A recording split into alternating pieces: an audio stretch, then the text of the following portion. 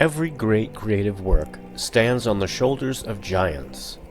Welcome to RetroInspection, where we examine and find out where the things we love today came from. Well, I guess we kind of have to talk about how he passed. Yeah. He took care of his mother all throughout his life, and she suffered Tuberculosis.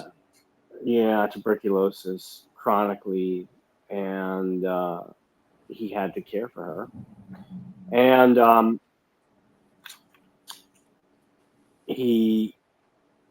I guess 29 years old, 30 years old, his mother suffers a coma, and the nurse who was helping him take care of her said that his mother would not survive the day, and he was so distraught. Now, you have to realize that Robert Howard, while being what we might consider a literary nerd of his day, was actually a very physical person. He was a boxer. He had trained himself to box. He was well versed in firearms and swords and things like that. So he was an active person in that way, and he was a very physical person. So he had access to weapons and things like that. And he was so distraught that hearing the news about his mother, he decided to use one of the weapons. Yeah, it was actually a borrowed gun. He wasn't its actual owner. He borrowed it from a friend of his, a little 380 automatic of some kind. And wow. And yeah, when told that his mother would not regain consciousness and was going to die, so yeah, he just went out, sat in the front seat of his car, and killed himself with that weapon. Wow. So he had experienced some success, but he had no idea at that point, and it didn't really matter to him, I suppose. Obviously. No, probably not in that moment. No. That Conan would find this following that started what was termed the sword and sorcery genre. Yeah. And he had one great love in his life aside from his mother, and that was Novalyne Price.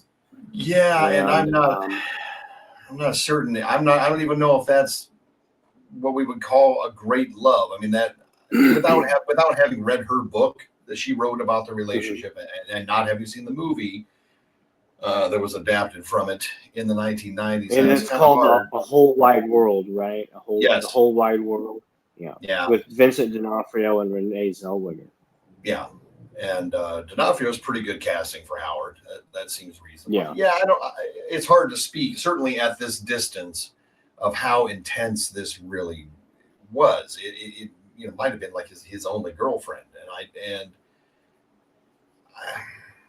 just from what I've read about it, it might have been fairly casual. Now, mind you, there's she saw an opportunity, to exploit that material and pick up a few bucks, but I don't know if that's quite the phrase we want to append to this.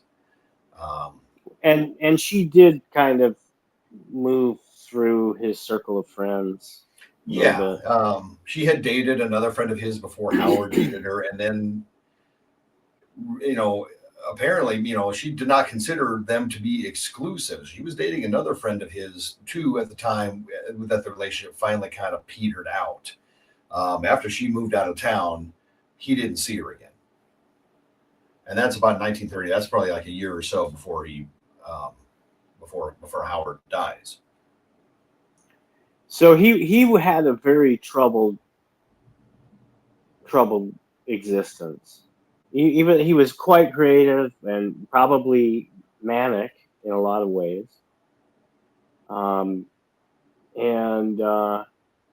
It's hard to diagnose someone from almost 100 years. Very nearly 90, almost. Yeah. You know. But he had this relationship with his mother, which was troubled. He had this relationship with Novalyne Price, which was troubled. And during this age, when he lived in Texas, and you're still a struggling writer by all record. You've had some success. You the kind of self-worth issues that you might have would be overwhelming. Like I said, man, by the time of his death and a few years preceding it, he wasn't doing anything else. He was supporting himself to whatever standard acceptable at the time, solely through writing. It's the mid-30s. He's eating and living indoors. In the mid-30s, especially in small towns, that's not an insignificant achievement, and he's doing it all through writing.